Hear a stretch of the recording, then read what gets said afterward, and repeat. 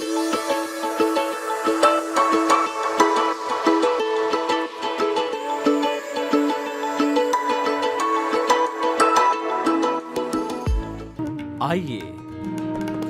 सुनिए, देखिए, समझिए सनातन सत्य। जैसी दृष्टि वैसी सृष्टि, दृष्टि विज्ञान। कुदरत, कुदरती रचना एवं कुदरत के कानून से शाश्वत सुख की प्राप्ति। जोधपुर के परम पूज्य महात्मा उपासक प्रोफेसर डॉक्टर सोहन राज तातेड़ के निर्देशन में सनातन सत्य। जैसी दृष्टि वैसी सृष्टि, दृष्टि विज्ञान।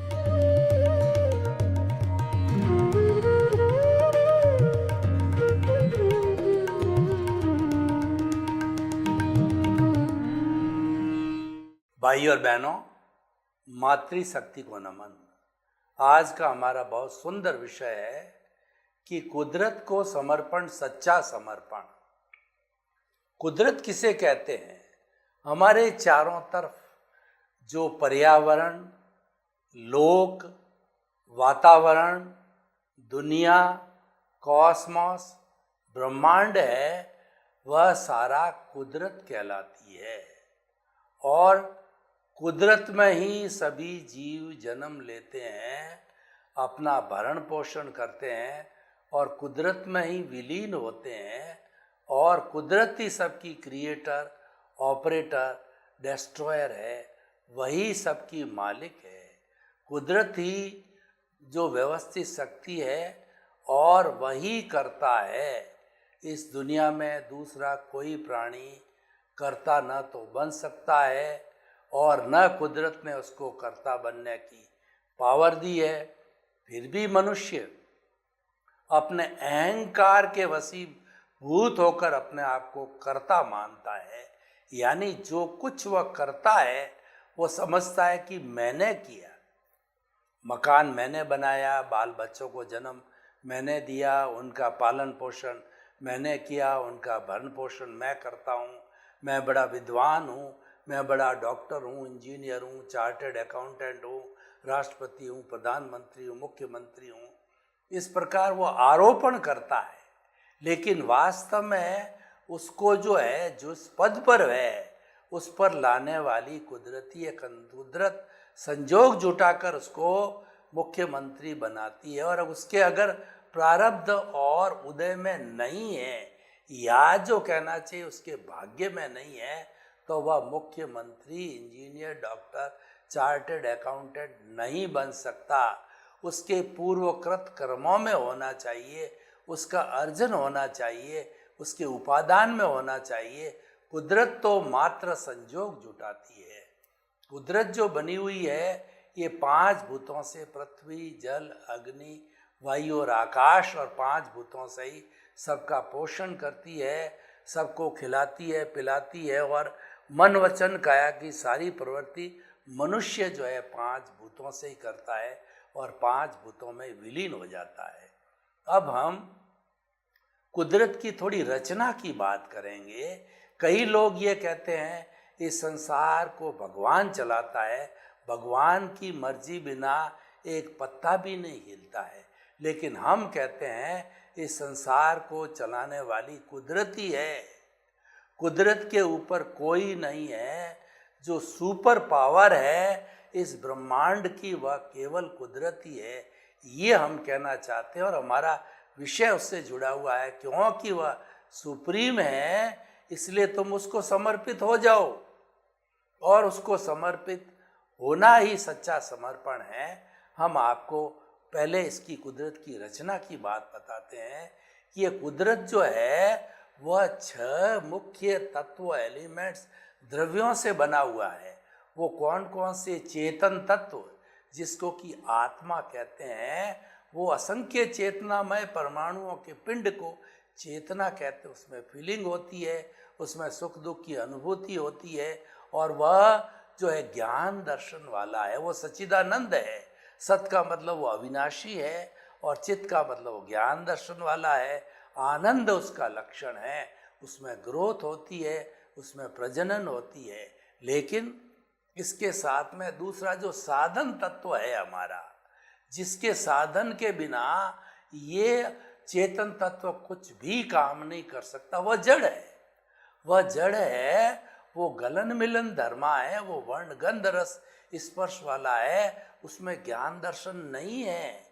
उसके अंदर जो है वह चेतना नहीं है, उसके अंदर कोई तरह की फीलिंग्स, अनुभूति, सुख दुख की अनुभूति नहीं होती है। तो इन दोनों के डिफरेंस के कारण हिंसा अहिंसा को हम परिभाषित कर सकते हैं और उसका डिमार्केशन कर सकते हैं। यानी जड़ को मारना हिंसा नहीं है, चेतन को मारना हिंसा है, क्योंकि वो सुख दुख की अनुभूति करता, उसमें फीलिंग होती है, जड़ में कोई नहीं होती है। तो यहाँ पर जहाँ अहिंसा इन्वॉल्व होती है, वहाँ से अध्यात्म की भेद रेखा प्रारंभ होती है। तो हम आपको कुदरती रचना में एक तो चेतन की बात कही, दूसरा हमने जड़ की बात कही, यानी एनिमेट इनएनिमेट दो तत्व हो गए। अब ये दोनों तत्व कोई हरकत करना चाहते हैं। हरकत का क्या मतलब होता है? मोशन करना चाहता है या मोशन में है और वो स्थिर होना चाहता है। तो उसके लिए कुदरत ने दो तत्व दिए हैं, जिसको कहते हैं मोशन और रेस्ट, या कैसे धर्मास्ती का है, या जो है गति सहायक, और अधर्मास्ती का यानी स्थिति सहायक बोला जाता है। तो गति सहायक तत्व जो मोशन तत्व है, पूरे इस कुदरत में, ब्रह्मांड में, कुदरत को आप मानिए ब्रह्मांड, इस कुदरत के अंदर वह एक पौद्गलिक तत्व, एक सिंगल तत्व पौद्गलिक है, अमूर्त है, आँखों से या किसी भी विज्ञान की जो है वो दूरबीन से दिखाई नहीं देता है। तो वो सूक्ष्म है और वो जो है अमूर्त है, और उसके साथ में वो अदृश्य है, दिखाई नहीं देता है, और सर्वव्यापी है, वो अनादि अनंत है। यानी भूत में था, भविष्य में है, मतलब भूत में था, भविष्य में होगा, और वर्तमान में है।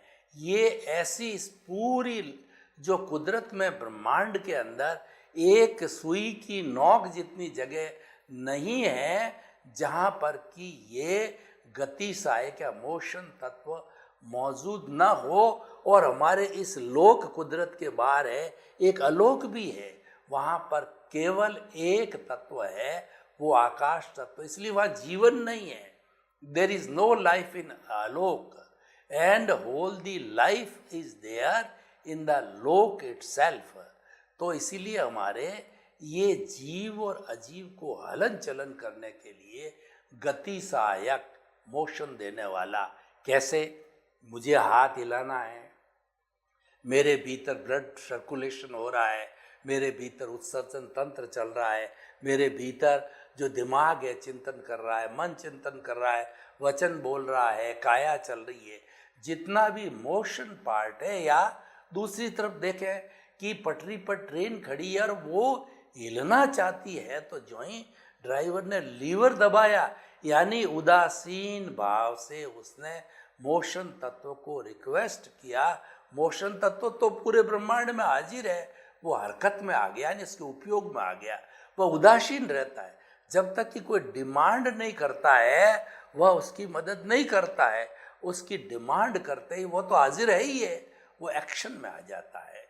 और इसी तरीके से स्थिति सहायक, मैं हिल रहा हूँ, डुल रहा हूँ, मैं स्थिर होना चाहता हूँ, या मेरा जो है वो एकदम, जो हमारा देखिए ट्रेन की मैंने बात की, ट्रेन चल रही है, हेलीकॉप्टर चल रहा है, हवाई जहाज चल रही है, व्यक्ति साइकिल चला रहा है, व्यक्ति दौड़ रहा है, और एक राहगीर चल रहा है, और अब वो थक गया, वो चाहता है कि मैं किसी पेड़ के नीचे जो है रेस्ट कर लूँ। तो वो स्थिति सहायक, जैसे कि गति सहायक मौजूद है, उसी तरीके से स्थिति सहायक पूरे लोक के अंदर एक सिंगल द्रव के रूप में, अनादि अनंत अमूर्त पौद्गलिक रूप के अंदर वह हाजिर है।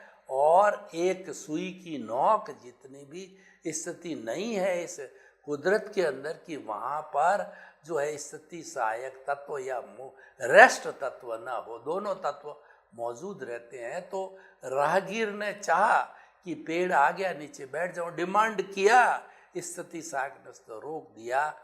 और जो है वो कहना चाहिए कि गार्ड ने हरी झंडी दिखाई और जो है वो अपने उसने चाहा ड्राइवर ने कि मैं ट्रेन को रोक दूं, स्टेशन आ रहा है, डिमांड किया, स्थिति सहायक तो मौजूद है, डिमांड उदासीन भाव में रहता, डिमांड किया और हाजिर हो गया। तो भाई और बहनों आप गिनते रहिए, पहला है हमारा चेतन तत्व, दूसरा जड़ तत्व, और तीसरा जो है वह गति सहायक या मोशन तत्व, चौथा स्थिति सहायक या रेस्ट तत्व, और जो पांचवा टाइम वर्तना देता है। अभी 11 बजे हैं, 12 बजे हैं, मुझे 12 बजे स्टूडियो जाना है, मुझे 10 बजे ऑफिस जाना है, गृहिणी कहती मुझे 9 बजे भोजन बनाना है, मुझे 5 बजे उठना है, स्टूडेंट कहता है कि मुझे 8 बजे स्कूल जाना है, मजदूर कहता है कि मुझे 8 बजे चौंटे में अपनी ड्यूटी पर जाना है। ये टाइम वर्तना देता है।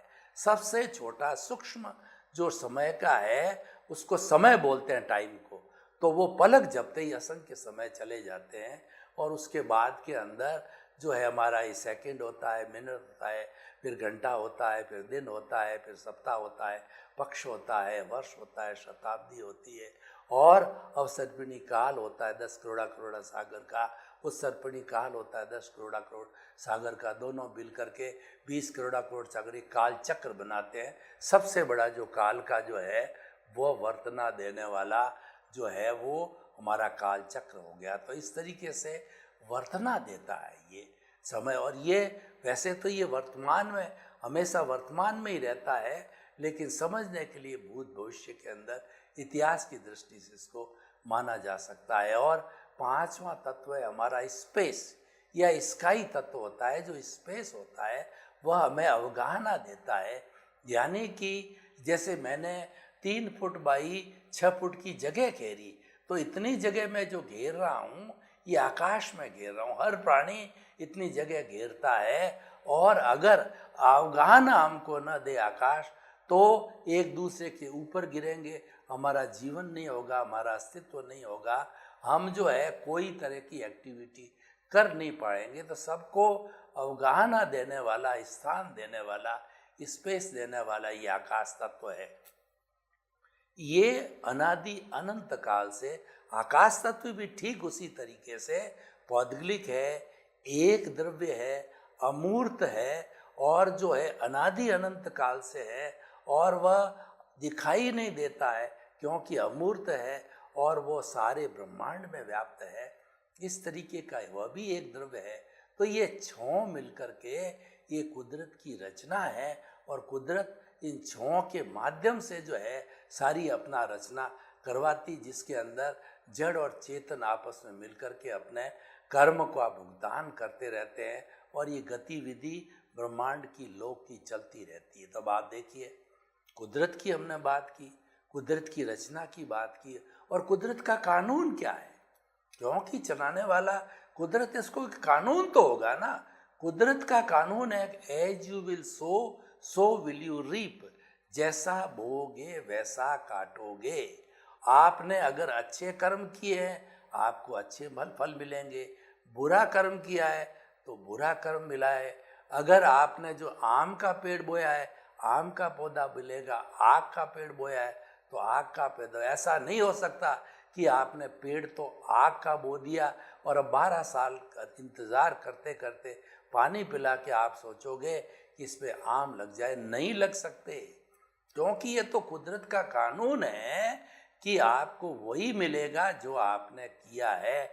To the every action there is equal and opposite direction is the law of the nature, कि आपको वही मिलेगा। कुदरत मात्र क्या करती है कि जो अपना उपादान पूर्वकृत कर्मों के अनुसार अपने कॉजल बॉडी, लिंग शरीर, कारण शरीर अपने साथ लिए लिए घूमते हो, तो उसका उदय प्रारब्ध हर क्षण चलता रहता है। तो जैसा उदय और प्रारब्ध चलता है उसके अनुरूप वह जो संजोग ला करके खड़ा कर देती। मैं आपको एक उदाहरण देना चाहता हूँ कि मान लीजिए कि दो दो जो है वो फ्रेंड्स थे। तो दोनों मित्र जो है, पुराने जमाने की बात है कि दोनों मित्र फ्रेंड, एक गांव में रहता था और दूसरा है वो कमाने के लिए दिशावर बोला करते हैं कि बड़े शहर के अंदर गया। तो उसने कहा भैया मेरे पास 50,000 रुपये है, तो मैं आपके संरक्षण के अंदर छोड़ के जाता हूँ, तो ये पैसा आप उपयोग में करना और जितना ब्याज बढ़े उतना मुझे दे देना। तो पहले 12-12 साल तक लोग यात्रा कमाने जाते थे। तो कमा करके 12 साल के बाद में वो मित्र आया तो अपने गांव वाले मित्र से कहा कि मुझे जो है वो मेरा पैसा जो है वो ब्याज सहित दे दो। तो उसकी नीयत बदल गई गांव वाले मित्र की। उसने कहा मुझे कब दिया, तुम्हारे पास कोई लिखा पढ़ी है, तुम्हारे पास कोई एविडेंस है, तुम्हारे पास कोई हुंडी है, यानी नीयत बदल गई। तो बेचारा क्या करता, कुछ भी नहीं था, विश्वास पे दिया। अब वो दोनों हम उम्र थे, दोनों मर गए। अब मर कर के और जिसके पैसे दबाए थे, जिसके वो तो बना पिता और जिसके पैसे थे वो बना पुत्र। अब उनका हिसाब वापस चलता है तो जो पुत्र है उसको कि 50,000 प्लस 10,000 ब्याज, कुल 60,000 का हिसाब पूरा करना है। तो वह पहले ही दिन से बीमार चलने लग गया। डॉक्टर का उस पर ट्रीटमेंट चलता, खर्च होते होते जब 60,000 रुपये पूरे खर्च हो गए तो हर एक संतान जो अपने पिता को प्यारी होती है, तो उसके जब 60,000 पूरे होते ही वह बच्चा बोलने लगा पिताजी अब तो मैं जा रहा हूँ। अरे मैंने तो बहुत सपने संजोए हैं कि तुम बड़ा होकर के अभी ठीक हो जाएगा, बड़ा होकर के जो हमारी सेवा करेगा, बहू आएगा, बुढ़ापे में हमारी वो लकड़ी का सहारा बनेगा, बुढ़ापे की लाठी बनेगा। कैसे जा रहे? नहीं पिताजी याद करो, पूर्व जन्म में हम दोनों मित्र थे, आपने मेरे 50,000 प्लस ब्याज दबा दिया, मेरे 60,000 आ गए, मेरे पे लग गए, अब हमारा हिसाब पूरा हुआ, मैं जा रहा हूँ। तो भाई और बहनों, सारा दुनिया में हिसाब चलता है। आप मानो या न मानो, पूर्व जन्म के अंदर जैसे जैसे आप कर्म डाल करके आए हो, वैसे के वैसे इस जन्म के अंदर वो उदय और प्रारब्ध के अधीन आपको वैसा का वैसा फल रस अनुभाग देने वाले होते हैं। प्रकृति तो जो उस व्यक्ति को लाके खड़ा कर देती है। आपने किसी के साथ बुरा व्यवहार किया है तो किसी न किसी रूप के अंदर प्रकृति की ड्यूटी है उस व्यक्ति को बेटी के रूप में, बेटे के रूप में, रिलेटिव के रूप में, समधी के रूप में, वर्कर के रूप में लाके खड़ा कर देती है। और वह आपके साथ में मिसबिहेवियर करेगा या आपको कष्ट देगा, क्योंकि आपने पूर्व जन्म में उसको वैसा ही कष्ट दिया है। तो ये एक परफेक्ट जो है ना लॉ ऑफ द नेचर है, और ये सारा कुदरत करती है। इसके अंदर कोई दूसरा कर्ता नहीं होता है। कुदरत के पास में काल, स्वभाव, कर्म, पुरुषार्थ और नियति ये साधन है। द्रव्य, क्षेत्र, काल और भाव ये साधन है। कैसे साधन? मैं आपको उदाहरण से जो है देना चाहता हूँ कि द्रव्य, क्षेत्र, काल और भाव किस तरीके से मदद करते हैं हमारा काम बनने में। अब देखिए कि हम आपको बात करें कि हमको जो है गवर्नमेंट की ट्रेजरी का चेक है हमारे के पास में, और वह 50,000 रुपये हमारा चेक मेरे हाथ में है, मेरे नाम का अकाउंट है, मुझे वो 50,000 रुपये लेने हैं। तो वह मेरे हाथ में, तो मैं द्रव्य स्वरूप हो गया। और जो पेमेंट देने वाला कैशियर है उसको भी मान लीजिए वो द्रव्य स्वरूप है। अब देखिए कि मैं ट्रेजरी जाता हूँ तो वह कैशियर छुट्टी पे है, यानी द्रव्य है वह मिसिंग है। क्षेत्र का मतलब मैं ट्रेजरी सही जगह पहुँच गया, जहाँ से मुझे जहाँ का चेक मिला, जहाँ का भुगतान मिला, वो तो क्षेत्र सही जगह हो गया, द्रव्य नहीं है। और काल का अर्थ यह है कि क्योंकि जो डेट लगी हुई थी चेक पे उसी डेट को आप गए तो काल भी सही मिल रहा है। और द्रव्य, क्षेत्र, काल, भाव आपका जो है, जो भाव का मतलब आपका चिंतन पैसा लेने का है, क्योंकि आपको बकायदा चेक है आपके पास में, तो भाव भी ओके है। तो अब इन सब में, और भव का मतलब ये है कि भव ऐसा होता है कि जो घटना घटित होने वाली है उस पर हम किस तरह की प्रतिज्ञा करते हैं, उसके अनुरूप कॉज बनते हैं, उसके अनुरूप हमारा भाव बनता है। भाव का मतलब ये है जो भुगतान चल रहा है उस पर हम कैसी प्रतिक्रिया करते हैं, उसके ऊपर हम कैसे कॉजेज डालते हैं, कैसे भाव बनाते हैं, उससे हमारा भाव बनता है। तो अब देखिए हमारा काम नहीं हुआ क्योंकि कैशियर नहीं है। पेमेंट कौन देगा? पेमेंट कैशियर के तिजोरी में पड़ा है और आपकी जो है वो वहाँ की जो प्रक्रिया पास होने की चेक वो अभी हो गई, तो वह बताया गया 3 दिन छुट्टी के बाद आएगा। जब 3 दिन के बाद आप जाते हो और वो कैशियर मिल जाता है, इसका मतलब द्रव्य, क्षेत्र, काल, भाव सब मिल गए और आपको पेमेंट मिल गया। अब देखिए इन 3 दिन के अंदर अगर आपने ये समझा कि भाई मेरे ये पूर्व कृत कर्मों का अंतराय है, आपने उसको अंतराय माना, इसलिए मुझे भुगतान नहीं मिला, कोई बात नहीं, समय आएगा जब मिले। यानी आपने पूरे 3 दिन तक कोई प्रतिक्रिया नहीं करी, कोई प्रतिक्रिया नहीं करी, इसका मतलब प्रतिष्ठित आत्मा ने कोई भाव नहीं डाले, कोई कॉज नहीं पड़ा, कोई कॉज नहीं पड़ा, नो कॉजल बॉडी। और नो कॉजल बॉडी तो अर्थ क्या होता है? मुक्ति की अवस्था होती है। पुराने तो पड़े हुए ही है, मैं ये बात कह रहा हूँ कि आप प्रतिक्रिया मत करो, आप तो मन वचन काया तथा उससे जुड़ी हुई अवस्था मात्र कुदरती रचना है। कैसे कुदरती रचना है? कैशियर का नहीं मिलना, बाकी सब काम का होना, ये सब कुदरत की रचना है। तो वो अवस्था मात्र है, वो 3 दिन के बाद आपको मिल गया, अवस्था चेंज हो गई। तो वो विनाशी अवस्था थी, क्योंकि आज नहीं मिला तो 3 दिन के बाद मिला तो अवस्था चेंज हो गई। तो ये अवस्था मात्र विनाशी है। तो इस अवस्था ये क्या है कि फिक्स है। जो आपका उदय प्रारब्ध है वो पिछले जन्म के अंदर जो आपने मन वचन काया की बैटरियां जैसी चार्ज की थी, जैसे भाव डाले थे, इसी जन्म में वो द्रव्य कर्म बन के आते हैं और वो फिक्स है। तो आप मन वचन काया से मुक्त रहो आप। इसीलिए हमारा पुरुषार्थ क्या है? अब देखिए हमको करना क्या है, ये पॉइंट यहाँ से स्टार्ट होता है कि कुदरत को समर्पण, सच्चा समर्पण कैसे है। आप कुदरत को समर्पित हो गए, कुदरत ने जैसा किया हुआ सो न्याय, उसको मान लिया, नहीं कैसे मिला कोई बात नहीं है। तो जब हुआ सो न्याय आपने मान लिया, आप कुदरत को समर्पित हो गए। और कुदरत को समर्पित होने के बाद में 3 दिन के बाद में आपको मिल गया। लेकिन कुदरत के समर्पण के बाद के अंदर आप देखिए आपके साथ क्या घटित होता है। आपने भाव नहीं डाले और आपने जो घटना को नाशवान मना और घटना को मात्र देखा। आप बकायदा ट्रेजरी गए, आपका चेक पास कराया, आप कैशियर के रूम के अंदर गए, बट नो रिएक्शन, नो प्रतिक्रिया। आप देखते रहे, मन वचन काया कि उस अवस्था मात्र को देखते रहे तो और उससे मुक्त रहे। तो ये मुक्त रहना है, ये आपका रियल पुरुषार्थ हुआ।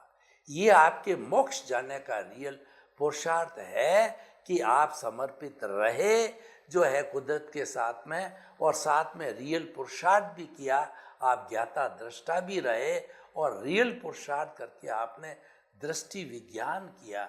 दृष्टि विज्ञान का अर्थ ये हुआ कि आपने तो देखा कि अवस्था तो कुदरती रचना नाशवान है, तो अविनाशी क्या है?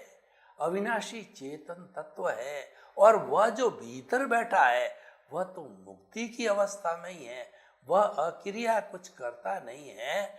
जो आपकी प्रतिष्ठित आत्मा, उसने भाव नहीं डाले और आप अगर उस अवस्था के साथ जुड़ जाते। हम तो ये कहते हैं कि जैसी दृष्टि वैसी सृष्टि। आपकी जो दृष्टि जो जड़ की तरफ है, अवस्थाओं की तरफ है, उस दृष्टि को चेतना की तरफ लाओ, परमानेंसी की तरफ लाओगे तो आपका वह दृष्टि विज्ञान हो जाएगा। सिर्फ समझ को बदलना है, समझ को बदल बदल करके खाली एहसास करना है। मन वचन काय से मुक्त, ऐसा मैं शुद्ध आत्मा हूँ। ये स्लोगन, ये कहना चाहिए कि ये माला कोई भी साधक चाहे तो वह धीरे धीरे माला के मणकों के साथ भी कर सकता है, और वह जो है वो बिना होठ हिलाए भी कर सकता है। अजपा जप बोला जाता है, और उसके साथ साथ में अगर वह सुपर साधक है, वो और बड़ी साधना करने वाला है, तो वो उस चेतन तत्व को जो है अपने एक एक कोशिका में एहसास करेगा, वो भेद विज्ञान करेगा कि जड़ अलग है, चेतन अलग है। ये भेद विज्ञान है, यही कुदरत को सच्चा समर्पण है। सर्वे भवन्तु सुखिनः, सर्वे सन्तु निरामया। लोक के सब जीवों को सुख मिले, शांति मिले, आनंद मिले, प्रेम मिले, सौहार्द मिले, वसुधैव कुटुम्बकम बने, और हम सब मिलकर के 7.8 अरब की विश्व की जनसंख्या स्वर्ग को धरती पर उतार लाए।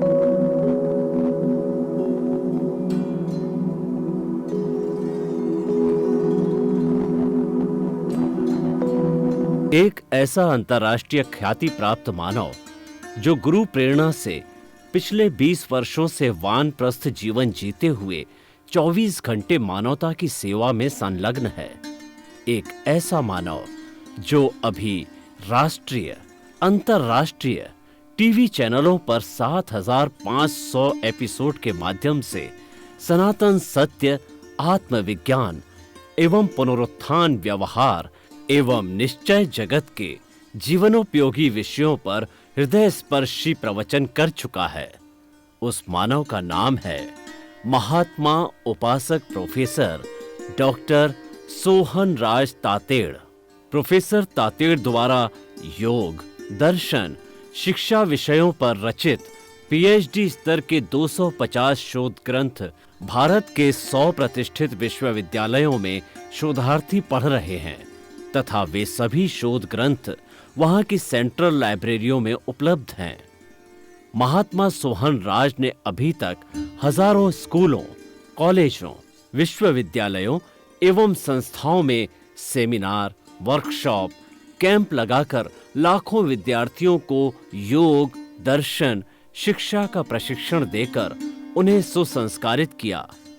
डॉक्टर तातेड़ ने भारतीय संस्कृति उत्थान के 4000 से अधिक समसामयिक विषयों पर आर्टिकल लिखकर ऑनलाइन जर्नल, पत्रिकाओं, वेबसाइट्स पर प्रकाशित किया, जिसका उपयोग लाखों पाठक कर रहे हैं।